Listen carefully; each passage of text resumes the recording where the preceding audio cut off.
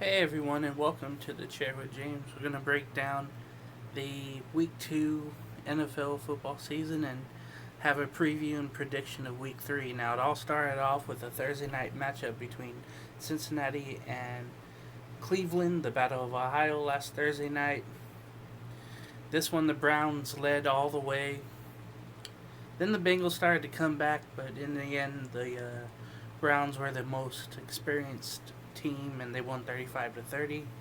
Then the Sunday action came, and there was a horrible amount of injuries that happened. Let's just say, and I just feel awful for anyone that got injured. And there's a lot of big names, and one of them was in the Giants and Bears game, and the Bears led all the way, and then Giants came back. But early on, Saquon Barkley got injured, tore his ACL, and he won't be back this season. So Daniel Jones had to throw the ball, and they almost came back on the Bears, but Chicago held on 17-13. The Rams looked impressive offensively. They ran, they threw, and the Eagles, they just look awful. It's almost time where you might have to call the bullpen and put Jalen Hurts in for Carson Wentz if you wanted to save the season, if you're Philadelphia. But I don't know about that. The most intriguing game last week was the Falcons at Cowboys. The Falcons led all the way, was up pretty big, and just like the Super Bowl against New England, blew the game. In Dallas, the Cowboys end up winning 40-39 on a field goal by Zerline.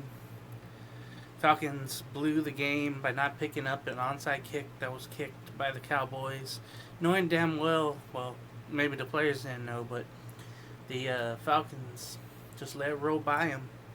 And once it went 10 yards, the Cowboy got on it. That was it.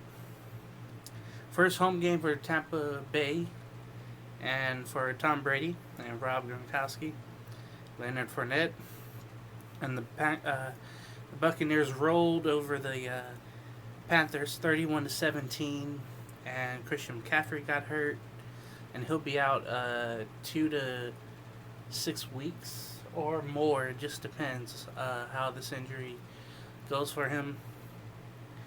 Now maybe the disheartening team and with all the injuries, the 49ers were in New Jersey to play the Jets.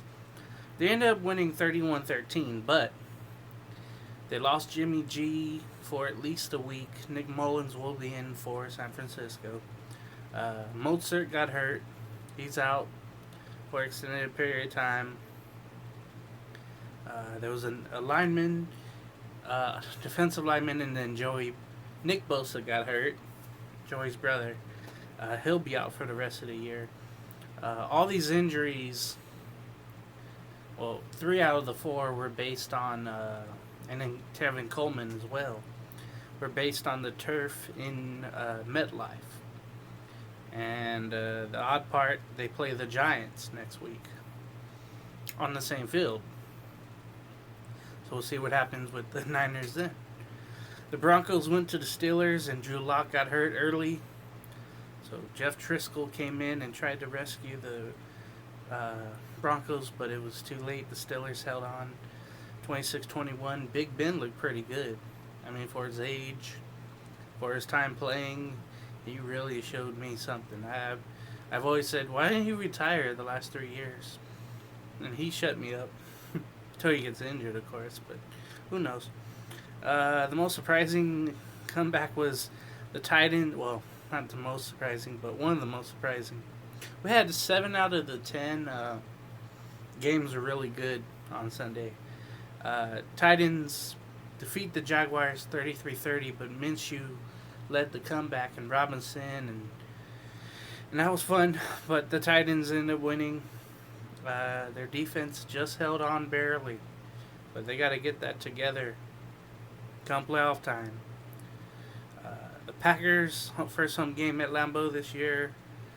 There was a lot of Lambeau leaping, but no fans there as they defeat the Lions 42-21. It was just a blowout at one point. I think it was what 39-7 run by the Packers, because the Lions did lead. I think 14-10, 14-7, 14-10, and then that was it. The Packers just ran them over. The Bills and the Dolphins. This one, I really didn't know what to expect, but Josh Allen, man, he threw for over 400 yards. Stephon Diggs is doing well with him so far. I think he's the highest yardage receiver. They held on to beat Miami in Florida, 31-28. It's just surprising what Josh Allen is doing in with Buffalo right now. But they got a very important game coming up. The Colts and the Vikings. It's Phillip Rivers' first game at Lucas Oil Stadium in Indiana. Colts easily won 28-11, but it wasn't mostly about the Colts. It was mostly about the Vikings and how horrible Kirk Cousins looked. He threw for picks. He got sacked for his safety. He held on to the ball too long and got swarmed in the end zone. It might be a long year for the Minnesota Vikings if they can't get it together. I know it's after 2 games, but man, they looked horrible these first 2 games. The Washington football team went to Glendale, Arizona to face the Cardinals, and Kyle Murray just basically ran right through them, threw to Hopkins for some touchdowns. Washington didn't do much really.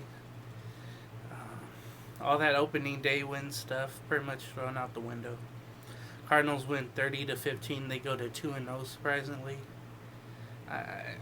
I'm amazed at what they can do with that one. They ended up getting a number 1 receiver, and that's great for Murray. It opens up everything.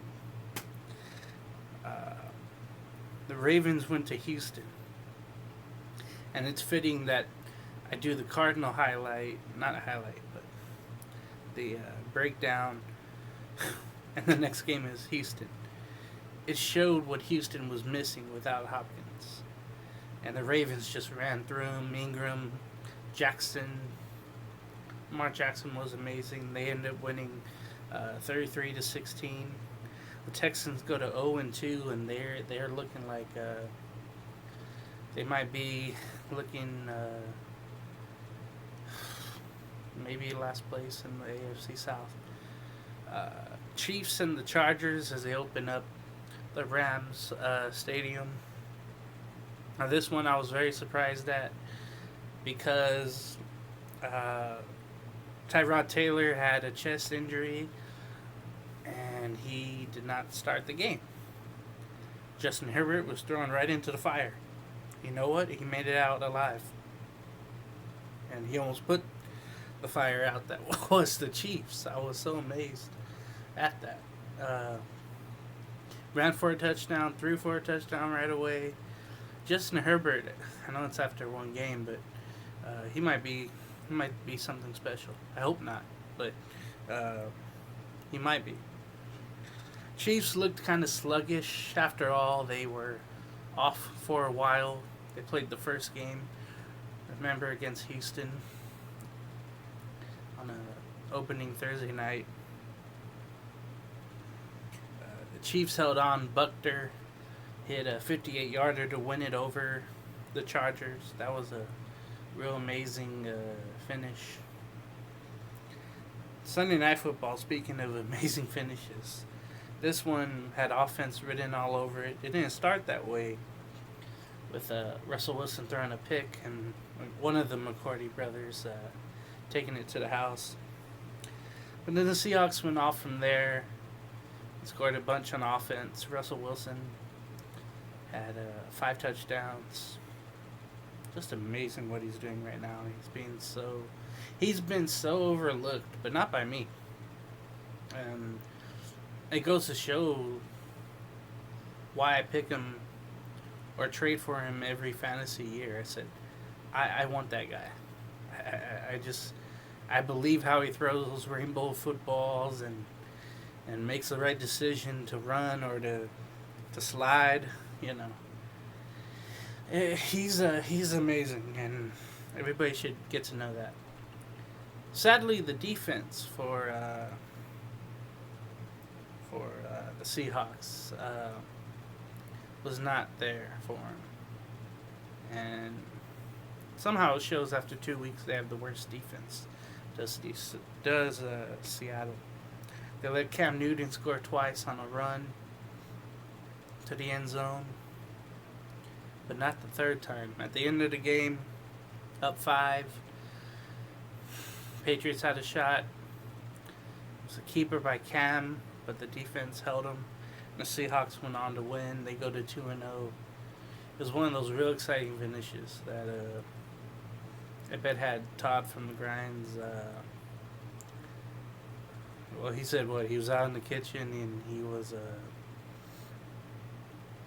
couldn't really watch. You know? So shout out to Todd, and then shout out to Matt from the Grinds as well. Cowboys came back. It was a real exciting Sunday of football. After you thought, hey, some games are over just because of the score, but no, it was amazing. We go to Monday Night Football. As you can see behind me, I was really anticipating it. First game at the only football home for the Raiders in Las Vegas. And I was just excited, but I didn't know what to expect. I really didn't. The bad part right away, the Saints were running. I mean, Kamara was catching screen passes, taking handoffs. He was just amazing. Just making things happen the whole game. Just exploiting the Raider defense in the first half. Now, somehow, some way, the offense was scoring, and that was important for the Raiders. Ended up being tied at 17 at the half, and that was key to get a field goal at the end of the half. Then the Raider defense made adjustments and didn't stop Kamara, but the passing offense of Drew Brees wasn't there. He was checking down a lot or throwing it over the middle for nothing. Raiders got key stops and they scored, and somehow they ended up winning 34-24.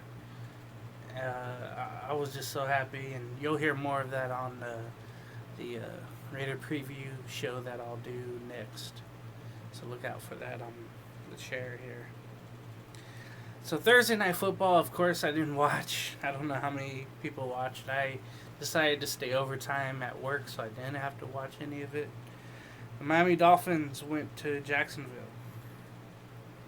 and Ryan Fitzpatrick had a hell of a game, leaving Tua to still sit on the bench. Everybody's wondering, okay, is Tua going to start pretty soon? We really want to see that era begin. But Fitzpatrick said, nope, not just yet.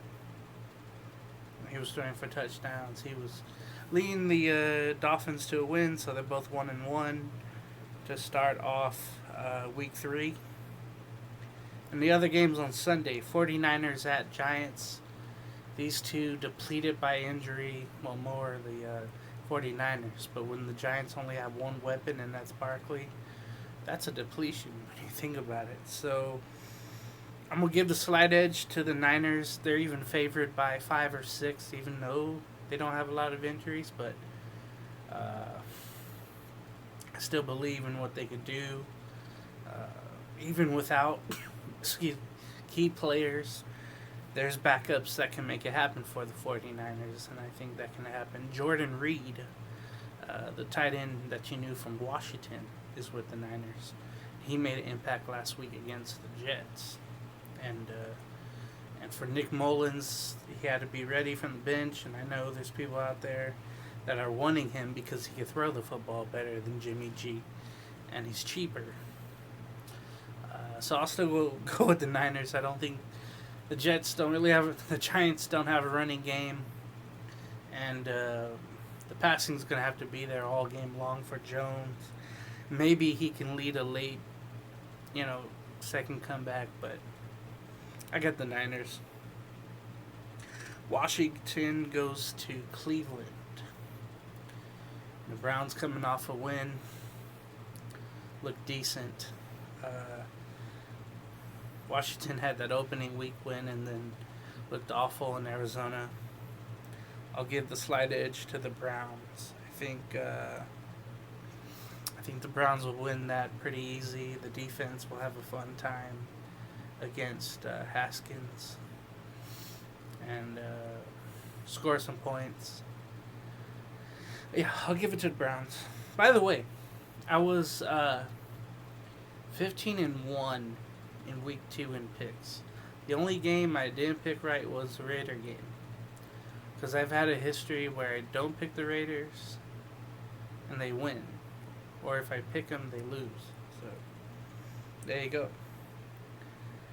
This game has disaster written all over it. It's the Bengals and the Eagles in Philadelphia.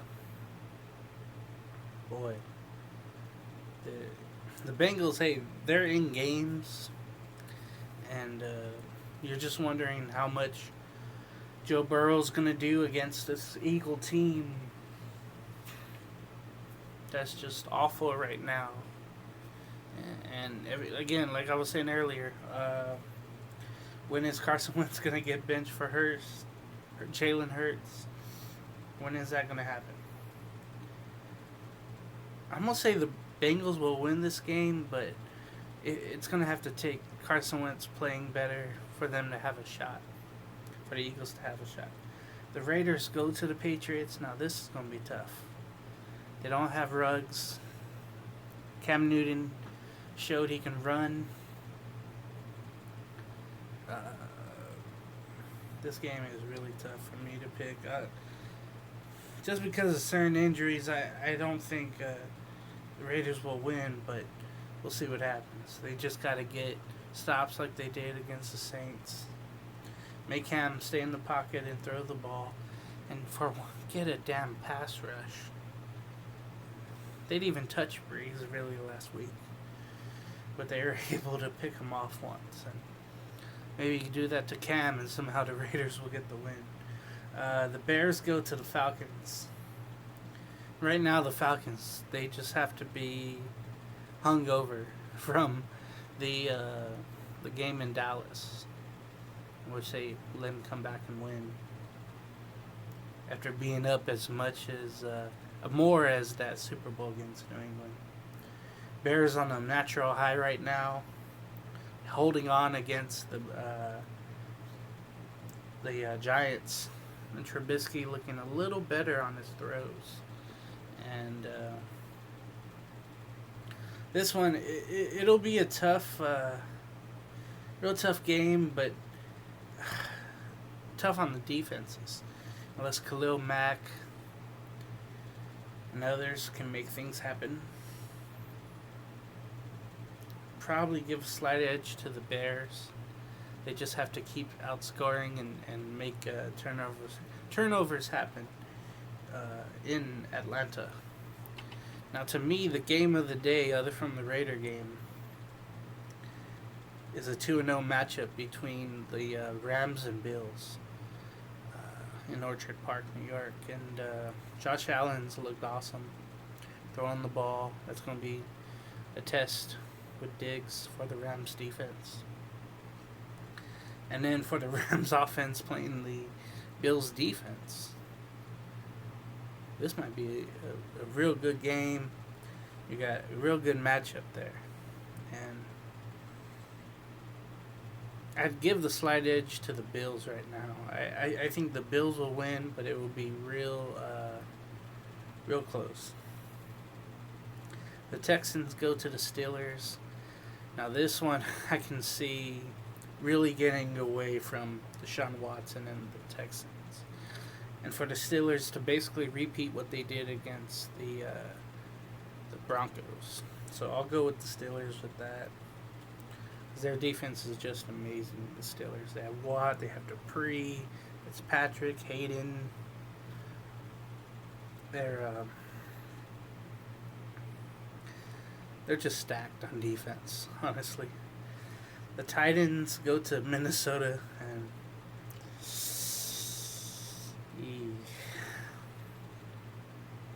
Titans are 2-0. Vikings are 0-2. It just seems like a game that Tennessee's going to run down the Vikings' throat. With Henry running, with the tight ends catching, maybe they could get A.J. Brown going for Tannehill. That would help. I think Tennessee wins that. The Panthers go to the Chargers. I think the Chargers get their first win on here. I don't think without McCaffrey, I don't see the Panthers winning at all in this game. I got the Chargers and Herbert winning their first game. The Jets go to the Colts, and I think the Colts win this one for sure.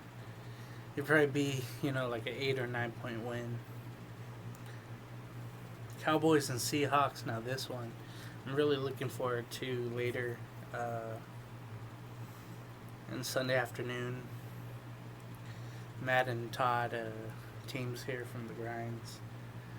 I give a slight edge to the Seahawks. Excuse me. But defensively, they got to stop Elliott. And then offensively, just got to keep doing what they're doing. Because Dallas, they don't look well on defense. They gave up a lot of points to the Falcons. So I think the Seahawks will win, maybe by 6. The Lions go to the Cardinals. Lions are 0-2. Cardinals 2-0. I'll go with the Cardinals. I think they're clicking on all cylinders. Even the defense for Arizona is making plays. That was awesome to see, and just Stafford's having his issues. Can't stay upright. Having to throw when he doesn't want to. And look for the Cardinals to exploit that. Tom Brady goes back to play the Denver Broncos, but as a Buck. First start for Jeff Driscoll this year for the injured Drew Lock in Denver. I'll go with the Buccaneers, even though the Broncos look pretty good trying to come back against the Steelers, but I think the Buccaneers, even without Godwin, will win. But it would be really close. That'll be a game to look at. The Packers and Saints on Sunday Night Football. Now, this one, I would have been more excited for if Michael Thomas was playing. But he's out, of course, for the Saints. I think the Packers get this win. No crowd in the Superdome. I think the Packers will roll. The Raiders definitely exploited the defense of the Saints, and I know Green Bay and their scheme offensively will exploit that. So I'm going to go with the Packers. Now the big game of the week is Monday Night Football. The Chiefs at the Ravens. This is going to be who blinks first.